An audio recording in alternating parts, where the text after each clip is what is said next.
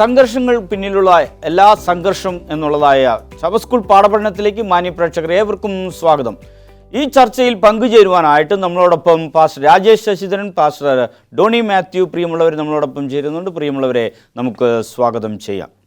നമസ്കാരം സർ. നമസ്കാരം.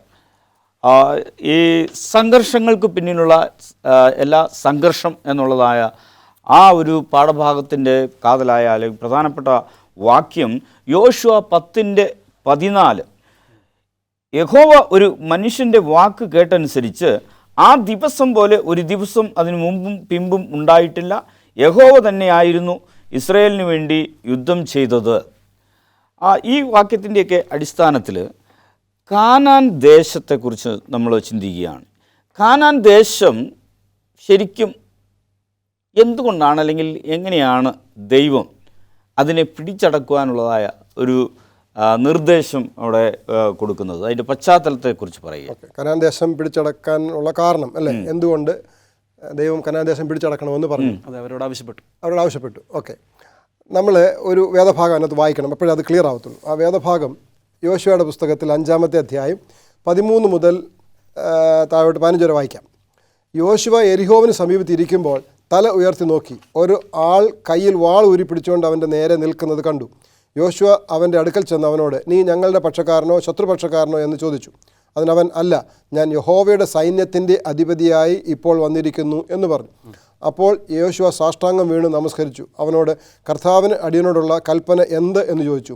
യഹോവയുടെ സൈന്യത്തിൻ്റെ അധിപതി യോശുവയോട്, നിൻ്റെ കാലിൽ നിന്ന് ചെരുപ്പഴിച്ച് കളക, നീ നിൽക്കുന്ന സ്ഥലം വിശുദ്ധമാകുന്നു എന്ന് പറഞ്ഞു. യോശുവ അങ്ങനെ ചെയ്തു. അപ്പോൾ ഉത്തരം ഈ വാക്യത്തിലുണ്ട്.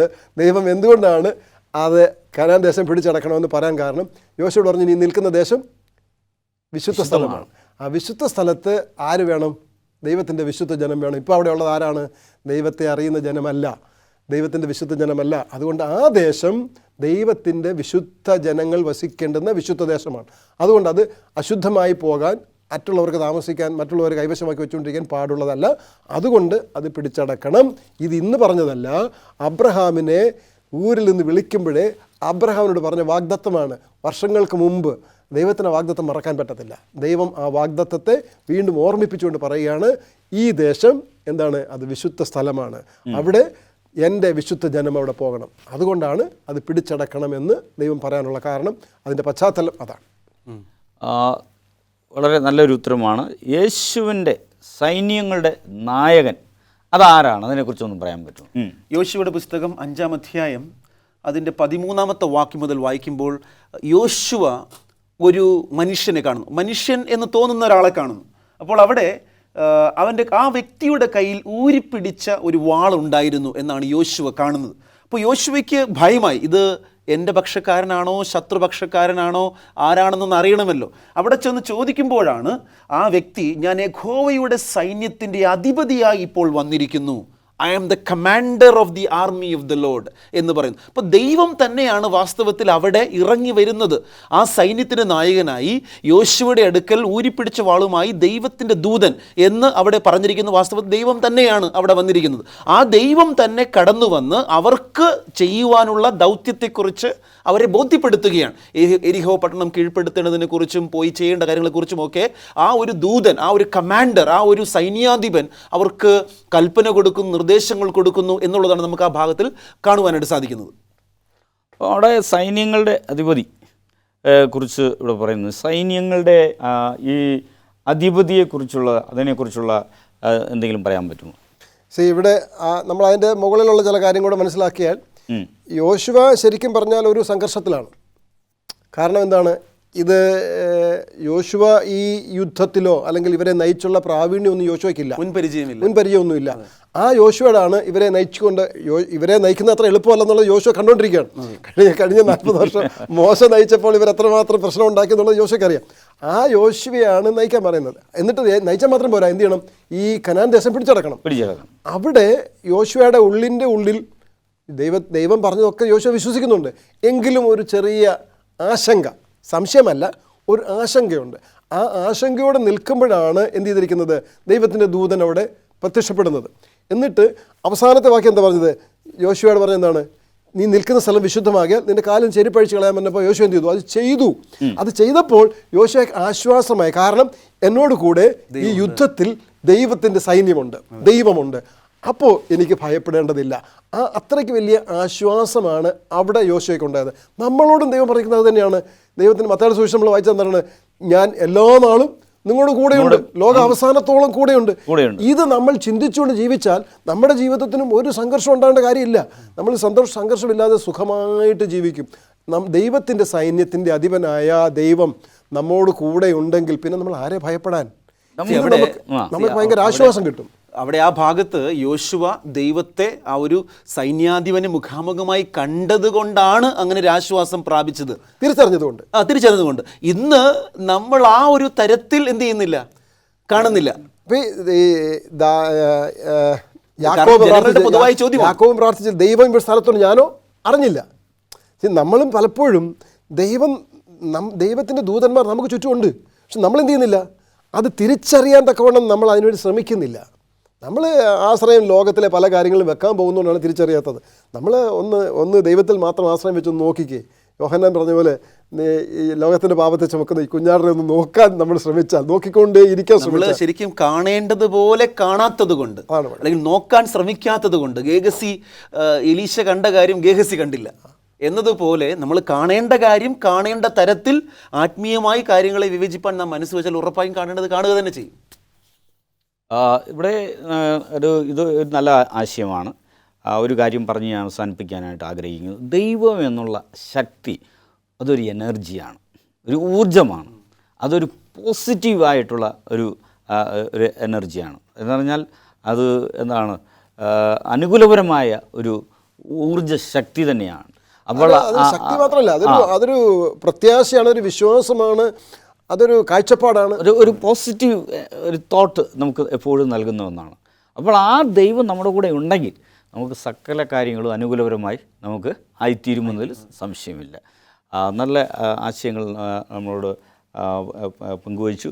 ഒരു ഇടവേളയ്ക്ക് ശേഷം ഈ ചർച്ച നമ്മൾ തുടരുന്നതായിരിക്കും. മാന്യപ്രേക്ഷകരെ, ആരും എങ്ങും പോകരുത്. ഒരു ഇടവേളയ്ക്ക് ശേഷം ഈ ചർച്ച നമ്മൾ തുടരുന്നു. സംഘർഷങ്ങൾക്ക് പിന്നിലുള്ള എല്ലാ സംഘർഷം എന്നുള്ളതായ സബ് സ്കൂൾ പാഠപഠനത്തിലേക്ക് മാന്യപ്രേക്ഷകർ ഏവർക്കും വീണ്ടും സ്വാഗതം.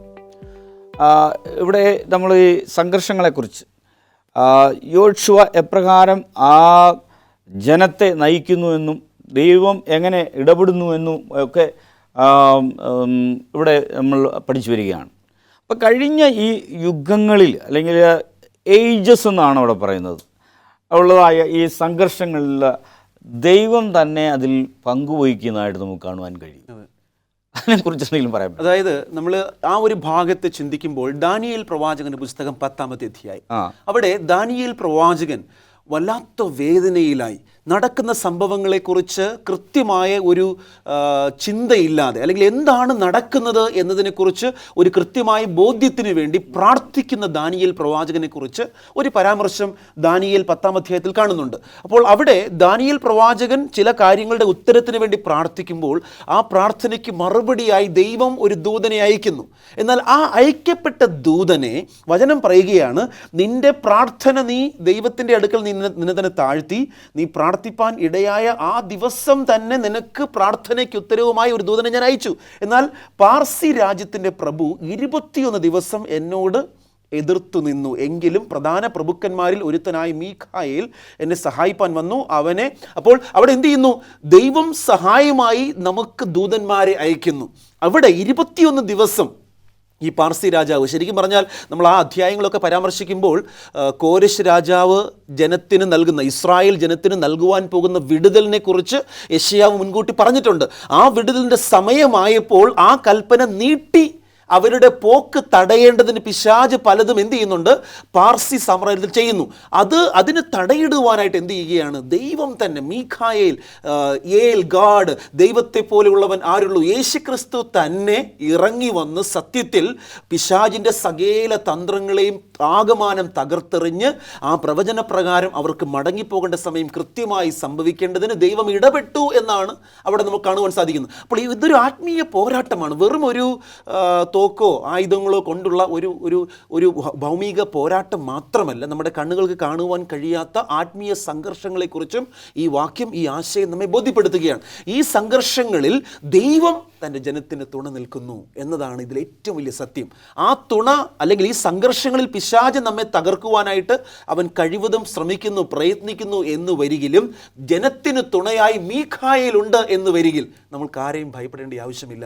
ആ മീഖായേൽ സഹായിപ്പാൻ വന്നു എന്നാണ്. അവിടെ ജനത്തിനൊരു ചെറിയ സംശയം ഉണ്ടാകാനുള്ള ഒരു കാര്യമുണ്ട്.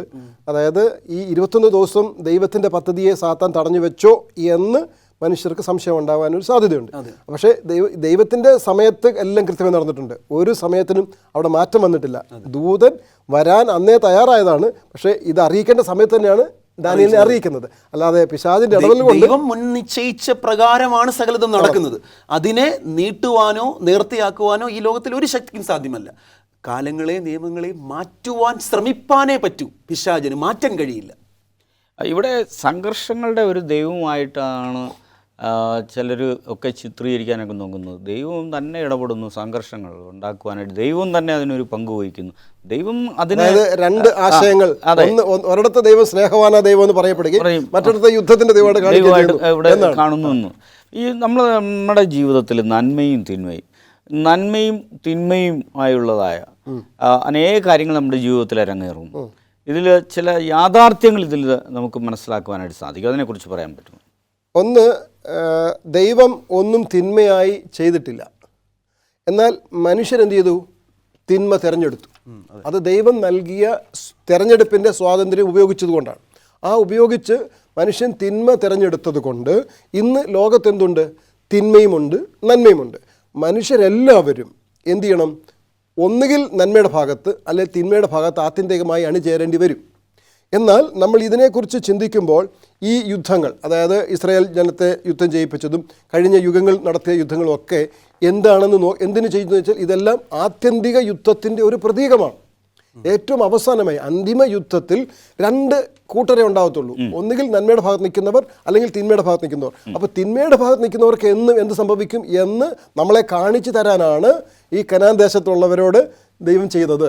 അപ്പോൾ തിന്മയുടെ ദേശത്ത് നിൽക്കുന്നവർക്ക്, തിന്മയുടെ ഭാഗത്ത് നിൽക്കുന്നവർക്ക് സംഭവിക്കാൻ പോകുന്നത് എന്താണെന്ന് വരും തലമുറയെ അറിയിക്കുവാൻ ദൈവം പ്രതീകങ്ങളിലൂടെ, സാദൃശ്യങ്ങളിലൂടെ ഉപയോഗിച്ചതാണ് ഈ യുദ്ധങ്ങളൊക്കെ നമ്മൾ കാണുന്നത്. അല്ലാതെ ദൈവം ശരിക്കും യുദ്ധം ചെയ്യാനോ ദൈവം എന്താ പറഞ്ഞത്, ആരും നശിച്ചു പോകരുത്, ഇതാണ് ദൈവത്തിൻ്റെ ആഗ്രഹം. പക്ഷെ ദൈവഭാഗത്ത് വരുന്നില്ലെങ്കിൽ എന്ത് ചെയ്യാൻ പറ്റും? ദൈവം പിന്നെയും അവസരം കൊടുത്തിട്ടും, അല്ലേ, 120 വർഷം നോഹ പ്രസംഗിച്ചിട്ടും ഒരാളും കേട്ട് വരാൻ തയ്യാറാവുന്നില്ല. ദൈവത്തിന് എന്ത് ചെയ്യാൻ പറ്റും? അപ്പോൾ ദൈവം ഒരു ന്യായവിധിയുടെ ന്യായവിധിയെക്കുറിച്ച് ദൈവം മുന്നറിയിപ്പ് കൊടുക്കുകയാണ്. അത് നന്മയുടെ ഭാഗത്തും തിന്മയുടെ ഭാഗത്ത് തിന്മയുടെ ഭാഗത്ത് നിൽക്കുന്നവർക്ക് കിട്ടുന്ന ന്യായവിധി എന്താണെന്ന് ദൈവം ആദ്യം മുതൽ കാണിച്ചുകൊണ്ട് വരികയാണ്. അത് ദൈവത്തോട് ചേർന്ന് ജീവിക്കുമ്പോൾ നമുക്ക് നന്മയും, ദൈവത്തിൽ നിന്ന് അകന്നു പോകുമ്പോൾ നമുക്ക് തിന്മയും നമുക്ക് ഉണ്ടാകുന്നു എന്നുള്ള ഒരു ഇതാണെന്ന് മനസ്സിലാക്കുന്നത്. അപ്പം ദൈവത്തിൻ്റെ പോരാളി എന്നാൽ എന്ത്? അതിനെക്കുറിച്ചൊന്നും പറയാൻ പറ്റുമോ? പുറപ്പാട് പുസ്തകം 2-ാം അധ്യായം നമ്മൾ 23 മുതൽ വായിക്കുമ്പോൾ അവിടെ കാണുന്നത്, ഏറിയ നാൾ കഴിഞ്ഞിട്ട് മിസ്രയീം രാജാവ് മരിച്ചു. ഇസ്രായേൽ മക്കൾ അടിമവേല നിമിത്തം നെടുവീർപ്പിട്ട് നിലവിളിച്ചു. അടിമവേല ഹേതുവായുള്ള നിലവിളി ദൈവസന്നിധിയിലെത്തി. ദൈവം അവരുടെ നിലവിളി കേട്ടു. ദൈവം അബ്രഹാമിനോടും ഇസഹാക്കിനോടും യാക്കോബിനോടും തനിക്കുള്ള നിയമവും ഓർത്തു. ദൈവം ഇസ്രായേൽ മക്കളെ കടാക്ഷിച്ചു. ദൈവം അറിഞ്ഞു എന്നാണ്. അപ്പം ഇവിടെ ദൈവം മുന്നമേ കൂട്ടി അബ്രഹാമിനോട് പറഞ്ഞിരുന്നു, നിന്റെ സന്തതികൾ സ്വന്തമല്ലാത്ത ദേശത്ത് 400 സംവത്സരം അടിമകളായിരിക്കും, എന്നാൽ ശേഷം ദൈവം ഞാൻ തന്നെ അവരെ വിടുവിക്കും എന്ന് പറയുന്നു. അപ്പോൾ ഈ ഭാഗം വായിക്കുമ്പോൾ ദൈവത്തിൻ്റെ അടുക്കൽ അടിമവേല ചെയ്ത് ഉഴറി വലഞ്ഞ ദൈവത്തിൻ്റെ ജനം നിലവിളിക്കുകയാണ്. അപ്പോൾ ദൈവം ഓർത്തു, അവരുടെ നിലവിളി കേട്ടു, ദൈവം ചെയ്ത നിയമം ഓർത്തു എന്നൊക്കെയാണ് വചനം ഇവിടെ ഓർമ്മിപ്പിക്കുന്നത്. അപ്പോൾ എന്ത് ചെയ്യുന്നു? വാസ്തവത്തിൽ സമയമായപ്പോൾ, അവർക്കുള്ള വിടുതലിൻ്റെ സമയമായപ്പോൾ ദൈവം അവർക്ക് നൽകിയ വാഗ്ദത്തങ്ങളെ ഓർത്തു എന്നാണ് തിരുവെഴുത്തുകൾ പറയുന്നത്. അപ്പോൾ നമ്മുടെ നിലവിളി ദൈവത്തിന് എന്തായി? ഓർമ്മപ്പെടുത്തലായി മാറി. അതെ, ഞാൻ കൊടുത്ത വാഗ്ദത്തം നിവർത്തിപ്പാൻ ഇതാ സമയമായിരിക്കുന്നു. അപ്പോൾ ഒരു ഫറവോൻ മരിച്ചു, ശേഷമുള്ള നാളുകളിൽ പ്രയാസങ്ങൾ കൂടുതൽ ഭാരമേറിയപ്പോൾ ദൈവത്തോട് അവർ നിലവിളിക്കുകയും ദൈവം അവരുടെ വിളി കേട്ട് നേരത്തെ കൊടുത്ത വാഗ്ദത്തങ്ങൾ ദൈവം ഓർത്ത് അവരെ വിടുവിക്കുവാൻ ആവശ്യമായ കാര്യങ്ങളിലേക്ക് കരുക്കൾ നീക്കുവാൻ ആരംഭിക്കുകയും ചെയ്യുന്നു. അപ്പോൾ ദൈവം എന്ത് ചെയ്യുന്നു? തീർച്ചയായും നമ്മുടെ ജീവിതത്തിലാകട്ടെ, ചരിത്രത്തിലാകട്ടെ, പ്രയാസങ്ങളിലാകട്ടെ ഇടപെടുന്ന കാഴ്ച നമുക്ക് വ്യക്തമായിട്ട് കാണുവാൻ സാധിക്കും. ദൈവം തന്നെയാണ് ഈ പോരാട്ടങ്ങളുടെ നായകൻ, ദൈവം തന്നെയാണ് പോരാളി. അപ്പം പോരാളി ദൈവം തന്നെയാണ്. എന്നാൽ നമ്മൾ പലപ്പോഴും പല കാര്യങ്ങൾ നമ്മൾ വേറെ രീതിയിൽ ചിത്രീകരിക്കാനായിട്ട് നമ്മൾ നോക്കും. ഒരു ഇടവേളയ്ക്ക് ശേഷം ഈ ചർച്ച നമ്മൾ തുടരുന്നതായിരിക്കും. മാന്യപ്രേക്ഷകരെ, ആരും എങ്ങും പോകരുത്, ഈ ചർച്ച ഞങ്ങൾ തുടരുന്നു. സംഘർഷങ്ങൾക്ക് പിന്നിലുള്ള എല്ലാ സംഘർഷം എന്നുള്ളതായ ശബത്ത് സ്കൂൾ പാഠപഠനത്തിലേക്ക് മാന്യപ്രേക്ഷകർ ഏവർക്കും വീണ്ടും സ്വാഗതം. ഇവിടെ നമ്മൾ കർത്താവായ ദൈവം തന്നെയാണ് ഒരു പോരാളി എന്ന് നമ്മൾ ഇവിടെ കാണുകയുണ്ടായി. അവൻ നമുക്ക് വേണ്ടി പോരാടുന്നു, നമുക്ക് വേണ്ടി വാദിക്കുന്നു എന്നൊക്കെ നമ്മൾ കാണുന്നു. നമ്മൾ നോക്കുമ്പോൾ പ്രപഞ്ചത്തിൽ രണ്ട് ശക്തികൾ തമ്മിലുള്ളതായ വലിയ പോരാട്ടം, സ്വർഗത്തിൽ ആരംഭിച്ചതായ പോരാട്ടം, അത് ഇന്നും ഭൂമിയിൽ അത് തുറന്നുകൊണ്ടിരിക്കുന്നു. ഈ പ്രപഞ്ചത്തിൽ രണ്ട് ശക്തികൾ ഉണ്ട്, ദൈവീയ ശക്തി, പൈശാചികമായ ശക്തി. ഈ രണ്ട് ശക്തികളുടെ പോരാട്ടം സ്വർഗത്തിൽ ആരംഭിച്ചത് അത് ഇന്നും ഭൂമിയിൽ ഇത് തുറന്നുകൊണ്ടിരിക്കുന്നു. അപ്പോൾ ഈ ശക്തിയിൽ ഏതെങ്കിലും ഒരു പക്ഷത്ത് നമ്മൾ അറിയാതെ തന്നെ നമ്മൾ അത് ചേർന്ന് പോകുന്നു. കുറേ കഴിയുമ്പോൾ നമ്മൾ ഏത് പക്ഷത്തിലാണ് എന്ന് നമുക്ക് എങ്ങനെ തിരിച്ചറിയാൻ സാധിക്കും? ഓക്കെ, നമ്മുടെ ഒരു അല്പം കാര്യങ്ങൾ ഇവിടെ മനസ്സിലാക്കേണ്ടതുണ്ട്. ഒന്ന്, ദൈവം തിരഞ്ഞെടുത്ത ഒരു ജനതയാണ് ഇസ്രായേൽ ജനത. ദൈവം ഇസ്രായേൽ ജനതയെ തിരഞ്ഞെടുക്കുന്നതിനൊരു കാരണമുണ്ട്. അബ്രഹാമിലൂടെ ദൈവത്തിൻ്റെ സ്വഭാവത്തെ മറ്റുള്ളവർക്ക് വെളിപ്പെടുത്തി കൊടുക്കുവാൻ ഒരു രാഷ്ട്രത്തെ വാർത്തെടുക്കാനാണ് ഈ അബ്രഹാമിനെ ദൈവം വിളിച്ചു വരുത്തിയത്. ആ അബ്രഹാമിലൂടെ ഉണ്ടായ ജനത ദൈവപക്ഷത്ത് നിന്നിരുന്നെങ്കിൽ എന്ത് സംഭവിക്കില്ലായിരുന്നു? അവർക്ക് മിസ്രൈം അടിമത്തത്തിൽ പോകേണ്ടി വരികയില്ലായിരുന്നു. അപ്പോൾ അവർ മിസ്രൈം അടിമത്തിൽ പോയത് കൊണ്ട് തന്നെ അവർക്ക് മനസ്സിലാക്കാൻ കഴിയുന്നൊരു കാര്യം, അവരുടെ ദൈവഭാഗത്തു നിന്ന് അവരെപ്പോഴൊക്കെയോ വ്യതിചലിച്ചിട്ടുണ്ട്. അപ്പോൾ ഒരു തെളിവ് അതാണ്. രണ്ടാമത്, അവരുടെ തുടർന്നുള്ള യാത്രയിലും അവരെന്ത് ചെയ്തു? അവർക്ക് വളരെ വേഗത്തിൽ, ദൈവത്തിൻ്റെ പദ്ധതിയൊന്നും ആയിരുന്നില്ല അവരെ ഈ 40 വർഷമായിട്ട് ചുറ്റിക്കണമെന്നൊന്നും. പക്ഷേ എന്ത് ചെയ്തു? അവർക്ക് ദൈവത്തിനോട് അടുത്ത് നിൽക്കുന്നതിന് പകരം അവർ മത്സരിക്കാൻ, പിറുപിറുക്കാൻ ഒക്കെയാണ് തുടങ്ങിയത്. അങ്ങനെ ചെയ്തത് കൊണ്ട് എന്ത് സംഭവിച്ചു? അവിടെ നിന്ന് പുറപ്പെട്ടു പോകുന്നതിൽ 2 പേരൊഴികെ എല്ലാവരും മരിച്ചു പോകേണ്ടി വന്നു. നോക്കിക്കേ, അപ്പോൾ അവർ ദൈവപക്ഷത്തെ അവരെന്താണ് ആവശ്യപ്പെട്ടത്? അവിടെ ഞങ്ങൾ കഴിച്ചിരുന്ന ഇറച്ചിയും മീനും ഒക്കെ ചോദിച്ചു. അത് ദൈവത്തിന് അത് ഇഷ്ടപ്പെട്ടില്ല. അപ്പോൾ ദൈവപക്ഷത്തായിരുന്നു അവരെങ്കിൽ അവിടെയും അവർക്ക് നാശം സംഭവിക്കുകയില്ലായിരുന്നു. തുടർന്ന് ഇനിയും നമ്മൾ പഠിക്കുമ്പോൾ ഇവരുടെ യുദ്ധങ്ങളിലേക്ക് നമ്മൾ വരികയാണ്. ഓരോ അമാലേക്കിനെ തോൽപ്പിച്ചത് വന്നാലും കനാൻ ദേശത്തുള്ളവരെ തോൽപ്പിച്ചു വന്നാലും ഒക്കെ ആ യുദ്ധം അവർക്ക് ചെയ്യാനുള്ള ഒരു കഴിവുമില്ല. ഈ യുദ്ധം ചെയ്യാനുള്ള ഒരു കഴിവും അവർക്കില്ല. അവിടെ യുദ്ധം എന്ന് പറഞ്ഞാൽ പോരാട്ടമാണ്. മറുഭാഗത്താരാണ്? ദൈവമില്ലാത്തവരാണ്. ഇവരാരാണ്? ദൈവത്തിൻ്റെ സ്വന്തം ജനതയാണ്. അപ്പോൾ ദൈവത്തിൻ്റെ സ്വന്തം ജനതയും ദൈവമില്ലാത്ത തമ്മിലുള്ള പോരാട്ടം ഇവർ ജയിച്ചെങ്കിൽ നമുക്ക് എന്ത് മനസ്സിലാക്കാൻ കഴിയും? നമ്മൾ ആരുടെ പക്ഷത്താണ്? ദൈവത്തിൻ്റെ പക്ഷത്താണ്, ദൈവജനത്തിൻ്റെ പക്ഷത്താണ് നമ്മൾ നിൽക്കുന്നത്. കാരണം നമ്മൾ ആ യുദ്ധം ജയിച്ചു. നമ്മളല്ല യുദ്ധം ചെയ്തത്. ആരാണ് നമുക്ക് വേണ്ടി യുദ്ധം ചെയ്തത്? ദൈവം നമുക്ക് വേണ്ടി യുദ്ധം ചെയ്തു. ഇന്നും നമ്മൾ ജീവിക്കുന്ന ഈ ലോകത്തിൽ നമുക്കും വിവിധങ്ങളായ സംഘർഷങ്ങളുണ്ട്. അപ്പോസ്തലൻ പൗലോസ് പറയുന്നത് എന്താണ്? നമുക്ക് പോരാട്ടമുള്ളത് ജഡരക്തങ്ങളോടല്ല, മറിച്ച് ആരോടാണ്? നമ്മളോട് തന്നെ ഫൈറ്റ് ചെയ്യുന്ന നമ്മുടെ സ്വാർത്ഥത, നമ്മളോട് തന്നെ ഇടപെടുന്ന ഈ തെറ്റായ ഉപദേശത്തിലേക്ക് നമ്മൾ കൊണ്ടുപോകുന്ന ആ ഒരു പോരാട്ടം. ആ പോരാട്ടത്തെ നമ്മൾ അതിജീവിച്ചാൽ നമുക്ക് നിശ്ചയമായും പറയാൻ കഴിയും, നമ്മൾ ദൈവത്തിൻ്റെ സർവായുധ വർഗം ധരിച്ചവരാണ്, ദൈവത്തിൻ്റെ പക്ഷത്താണ്. നമ്മൾ അങ്ങനെ ചെയ്യുന്നില്ലെങ്കിൽ, അതായത് നമ്മളിലുള്ളതായ കോൺഫ്ലിക്റ്റ്, നമ്മളിലുള്ള പോരാട്ടത്തെ, നമ്മുടെ പാപത്തിലേക്ക് നമ്മളെ കൊണ്ടുപോകുന്ന നമ്മുടെ പൈശാചിക പോരാട്ടത്തെ, അതാണല്ലോ പൈശാചികവും ദൈവവും നമ്മൾ പറയുന്നത്. അപ്പോൾ നമ്മളിലേക്ക് കടന്നു വരുന്ന ആ പോരാട്ടത്തെ, ആ ദുഷ്ടാത്മസേനകളോട്, ആ ദുഷ്ടാത്മസേന നമ്മളിലാണ്. നമ്മുടെ സ്വഭാവം, നമ്മുടെ സ്വാർത്ഥത, നമ്മുടെ മറ്റുള്ളവരെ വിരൽ ചൂണ്ടുന്നത്, മറ്റുള്ളവരെ കുറ്റം പറയുന്നത്, ഞാൻ ദിവസേന മരിക്കണം. ഈ പോരാട്ടത്തെ നമ്മൾ അതിജീവിച്ചാൽ മാത്രമേ നമുക്ക് പറയാൻ പറ്റത്തുള്ളൂ ഞാൻ ദൈവത്തിൻ്റെ പക്ഷത്താണെന്ന്. അപ്പം നമ്മളിലേക്ക് കടന്നു വരുന്ന ആ പൈശാചിക പോരാട്ടത്തെ നമ്മൾ എങ്ങനെ നേരിടുന്നു എന്നതിൻ്റെ അടിസ്ഥാനത്തിലാണ് നമ്മൾ ഏത് പക്ഷത്ത് നിൽക്കുന്നു എന്നതിൻ്റെ തീരുമാനം. ഇത് ശരിക്കും പറഞ്ഞു കഴിഞ്ഞാൽ ഒരു വ്യക്തിപരമായ ഒരു കാര്യമാണ് അല്ലേ?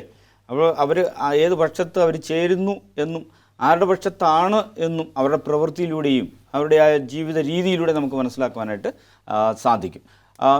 തുടർന്ന് നമ്മൾ നോക്കുമ്പോൾ തന്നെ ഇസ്രായേൽ ജനത്തിന് അവർക്ക് ഒരു യുദ്ധത്തിൻ്റെയായ ആ പദ്ധതി, ആ രീതികൾ, അത് ദൈവം എങ്ങനെയാണ് അത് നൽകിയത്? അതിനെക്കുറിച്ചൊന്ന് പറയാൻ പറ്റുമോ? ശരിക്കും ഇസ്രായേൽ ജനത്തിന് കനാൻ ദേശം അവകാശമായി ദൈവം കൊടുക്കുന്നു. ആ ദേശം ഒരു യുദ്ധത്തിലൂടെ നേടിയെടുക്കണം എന്നത് ഒരിക്കലും ദൈവിക പദ്ധതിയേ ആയിരുന്നില്ല. യുദ്ധം എന്നത് ദൈവത്തിൻ്റെ ആശയമേ അല്ല, അതിൻ്റെ ഒരു പദ്ധതിയുടെ ഭാഗമേ അല്ല. അത് യുദ്ധത്തിലേക്ക് വഴിമാറുവാനുള്ള കാരണങ്ങളിൽ ഒന്ന് അവരുടെ അവിശ്വാസമാണ്. അവർ ദൈവത്തിൽ എന്ത് ചെയ്തില്ല? വിശ്വസിക്കേണ്ടതുപോലെ വിശ്വസിച്ചില്ല. വാസ്തവത്തിൽ അവർ ദൈവത്തിൽ പൂർണ്ണമായും ആശ്രയിച്ച് ദൈവത്തിൽ പൂർണ്ണമായി വിശ്വസിപ്പാൻ മനസ്സ് വച്ചിരുന്നുവെങ്കിൽ ആ വിശ്വാസം മാത്രം മതിയായിരുന്നു ദൈവത്തിന് ആ ദേശത്തെ ഇവർക്ക് നൽകുവാൻ. ആ ദേശക്കാർ തന്നെ അല്ലെങ്കിൽ അവിടെ അവർ വിശ്വസിച്ചിരുന്നെങ്കിൽ ആ ദേശക്കാർ ഇവരോട് യുദ്ധത്തിന് വരത്തില്ലായിരുന്നു. ആ ദേശക്കാർ ഇവർക്ക് വിശ്വസിക്കുവാൻ അവർ പൂർണ്ണമായിട്ടും മനസ്സ് വച്ചിരുന്നുവെങ്കിൽ ആ ദേശക്കാർ തന്നെ ഇവർക്ക് വഴിമാറിക്കൊടുത്തേനെ, മാറിക്കൊടുക്കുമായിരുന്നു. പക്ഷെ എന്ത് ചെയ്തു? ഇവർ പിറുപിറുത്തു, ദൈവത്തോട് മറുതലച്ചു. ആയതുകൊണ്ട് എന്ത് ചെയ്തു? അത് അവരെ യുദ്ധത്തിലേക്ക് വഴി നടത്തി. ദൈവത്തിൻ്റെ അത്ഭുതകരമായ പ്രവൃത്തി ശത്രുക്കളായവർക്ക് കൃത്യമായിട്ട് കാണുവാനായിട്ട് സാധിക്കാതെ വന്നു. ദൈവത്തിന് ഇസ്രായേൽ മക്കളിലൂടെ ഇടപെടുവാൻ കഴിയാതെ വന്നു. അതൊക്കെയാണ് യുദ്ധത്തിലേക്ക് വഴി നടത്തപ്പെട്ട കാരണങ്ങളിലേക്ക് അവരെ നയിച്ചത്. യുദ്ധം ഒരിക്കലും ദൈവ പദ്ധതിയായിരുന്നില്ല. അതുകൊണ്ട് ആ ശത്രു സൈന്യം ഇവരെ യുദ്ധം ചെയ്ത് തോൽപ്പിക്കാമെന്നൊരു തോന്നൽ വന്നു. അവിടെ പക്ഷേ ദൈവം എന്ത് ചെയ്തു? ഇടപെട്ട് അവരെ ജയിക്കാൻ അനുവദിച്ചില്ല. അവിടെയാണ് എൻ്റെ പ്രശ്നം. അങ്ങനെയാണ് സംഭവിച്ചത്. ഇവിടെ നമ്മൾ പെട്ടെന്ന് നമുക്ക് നോക്കാം. പുറപ്പാട് 17:7 അവിടെ യോശുവയുടെ 6:15 ഒക്കെ നമ്മൾ പരിശോധിക്കുമ്പോഴത്തേന് ഒരു യുദ്ധ വിവരണത്തെക്കുറിച്ച് നമുക്ക് കാണും. പെട്ടെന്ന് ചുരുക്കമായിട്ടൊന്ന് പറയുക. നമുക്ക് യോശുവ 6:15 നോക്കാം. അവിടെ 7-ാം ദിവസമോ അവർ അതികാലത്ത് അരുണോദയത്തിങ്കിൽ എഴുന്നേറ്റ് പട്ടണത്തെ ആ വിധത്തിൽ തന്നെ 7 പ്രാവശ്യം ചുറ്റി. അന്ന് മാത്രം അവർ പട്ടണത്തെ 7 പ്രാവശ്യം ചുറ്റി. 7-ാം പ്രാവശ്യം പുരോഹിതന്റെ കാഹളം ഊതിയപ്പോൾ യോശുവ ജനത്തോട് പറഞ്ഞു, എന്നാൽ ആർപ്പിടുവിൻ, യഹോവ പട്ടണം നിങ്ങൾക്ക് തന്നിരിക്കുന്നു. അപ്പോൾ ഇത് യെരിഹോം പിടിച്ചടക്കുന്നതായ അനുഭവത്തിൻ്റെ കാര്യമാണ് ഈ പറയുന്നത്.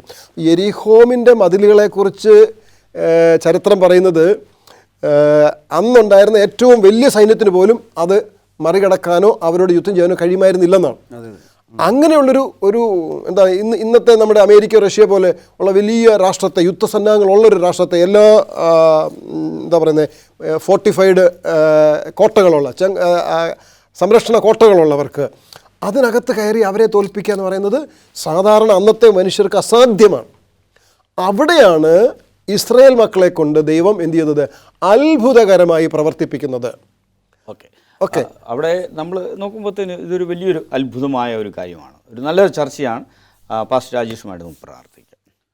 മഹാപരിശുദ്ധനും ഞങ്ങൾ ഏറ്റവും ആഴമായി സ്നേഹിക്കുകയും ചെയ്യുന്ന ഞങ്ങളുടെ ദൈവമേ, സ്വർഗീയ പിതാവ്, ഈ ലോകത്തിൽ ധാരാളം യുദ്ധങ്ങളുണ്ട്, യുദ്ധങ്ങൾ നടന്നുകൊണ്ടിരിക്കുന്നു. ഇപ്പോഴും ഞങ്ങൾ യുദ്ധത്തിൻ്റെ പലവിധമായ പ്രയാസങ്ങളുടെ മധ്യത്തിലാണ്. എന്നാൽ ദൈവം ഞങ്ങൾക്ക് വേണ്ടി വൻ കാര്യങ്ങൾ പ്രവർത്തിക്കുന്നതിനാൽ തിരുനാമത്തിന് സ്തോത്രം. ഞങ്ങൾ വിശ്വസിക്കേണ്ടതുപോലെ ദൈവത്തിൽ വിശ്വസിപ്പാൻ മനസ്സ് വെച്ചാൽ ഈ യുദ്ധങ്ങളൊന്നും ദൈവത്തിന് ആവശ്യമില്ല എന്ന വലിയ ബോധ്യം ഈ പാഠങ്ങളിലൂടെ ഞങ്ങളെ പഠിപ്പിക്കുന്ന ദൈവത്തിന് തിരുനാമത്തിന് സ്തോത്രം ചെയ്യുന്നു.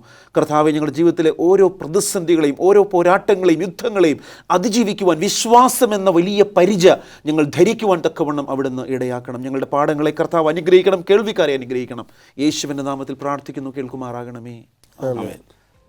ഇത്ര നേരം സ്റ്റുഡിയോയിൽ കടന്നു വന്നു നല്ല ആശയങ്ങൾ പങ്കുവച്ച ദൈവദാസന്മാർക്ക് നന്ദി അർപ്പിച്ചു. മാന്യപ്രേക്ഷകരെ, നമ്മൾ വളരെ നല്ലൊരു പാഠമാണ് ഇവിടെ പഠിച്ചത്. യോശുവയുടെ ജീവിതത്തിൽ ഇസ്രായേൽ ജനങ്ങളുടെ ജീവിതത്തിലുള്ളതായ സംഭവ വികാസങ്ങളെക്കുറിച്ച് മനസ്സിലാക്കുവാൻ ദൈവം സഹായിച്ചു. ദൈവം നമ്മളെ വഴി നടത്തട്ടെ.